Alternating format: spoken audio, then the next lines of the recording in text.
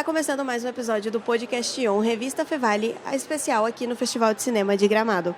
Hoje eu estou aqui para falar sobre o curta-metragem de animação Jussara.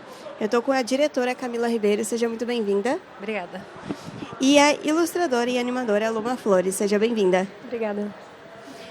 Então, Camila, me fala um pouco sobre a história, quem é Jussara, fala um pouquinho para a galera saber sobre o que é o curta. Então, Jussara é uma contadora de histórias, né? Mas, na verdade, a ideia é que ela represente todas as mulheres mais velhas que contam história para crianças, né? Então, as avós, as senhoras mais velhas das vilas, das comunidades menores, né? E, de alguma forma, aquela mulher que educa também, né? As crianças. Então, assim, é a que está em casa, é a que tem a casa com a porta aberta. Acho que, de alguma forma, todo mundo tem no imaginário aquela senhora que você vai tirar dúvidas, que você vai ouvir histórias, que você vai aprender coisas, né? E tu se inspirou em alguém? Não é uma inspiração em uma pessoa específica. Não, legal.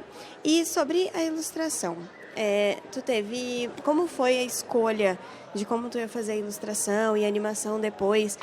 Já tinha uma ideia específica ou tu pôde criar do início?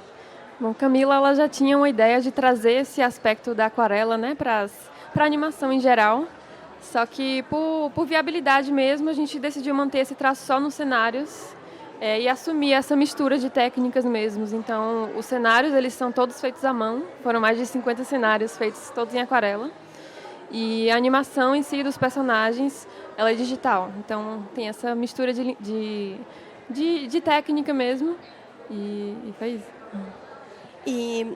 Camila, fala muito sobre cuidar e ser cuidada, né? Porque ela cuida dali e depois ela precisa ser cuidada.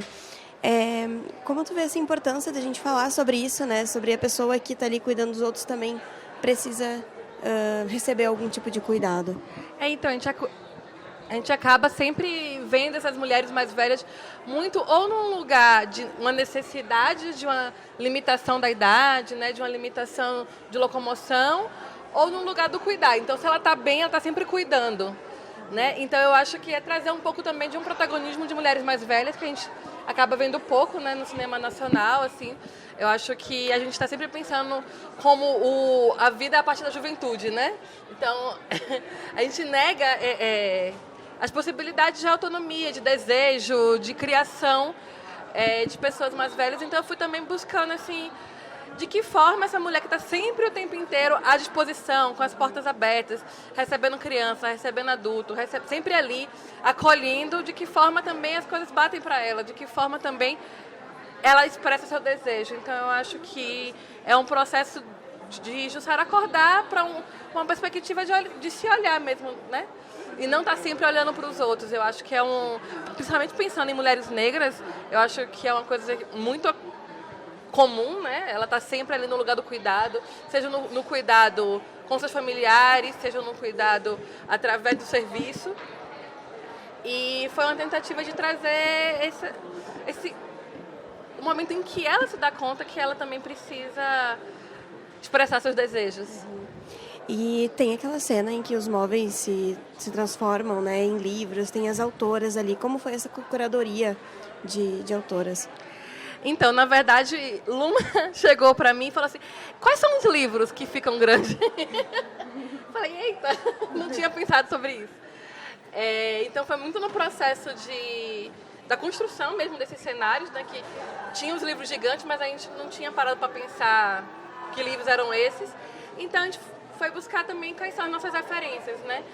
E aí foi uma tentativa de um mergulho de o que Jussara gosta de ler, e quais são as mulheres negras que, de alguma forma, fazem sentido dentro desse universo de construção, dentro do universo de construção de subjetividade mesmo, que muitas vezes é ignorado, né, no processo de construção dessas personagens, e trazer essas referências que são importantes para a gente também.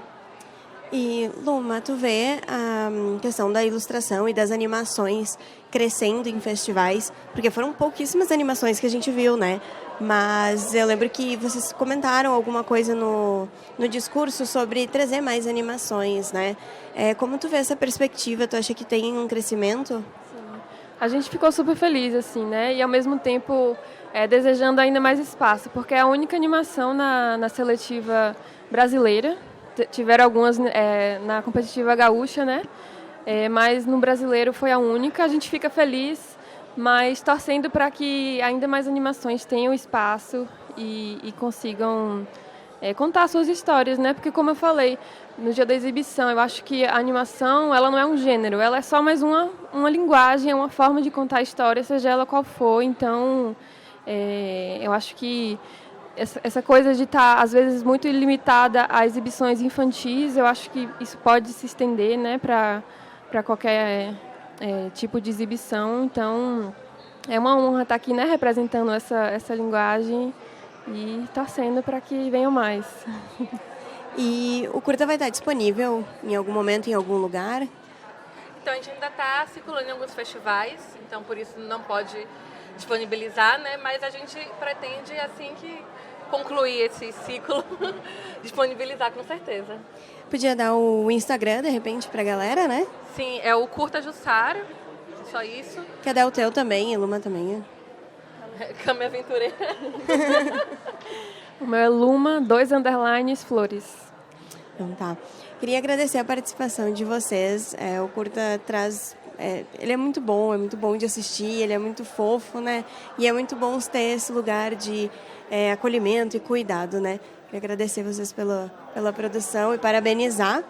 E então, eu conversei com a diretora Camila Ribeiro. Muito obrigada pela participação. Obrigada a você. E a ilustradora e animadora Luma Flores. Muito obrigada. Eu que agradeço. E esse foi mais um episódio aqui no Festival de Cinema de Gramado. A técnica é de Carlos Pereira e Rinaldo Silveira, a produção é de Lana Maldaner, eu, Júlia Klein e Jackson Batista, e as orientações é do professor Marcos Santuário. Siga a gente no @podcast1Fevale para saber quando tem episódio novo e ficar sabendo o que a gente está fazendo por aqui. Até a próxima!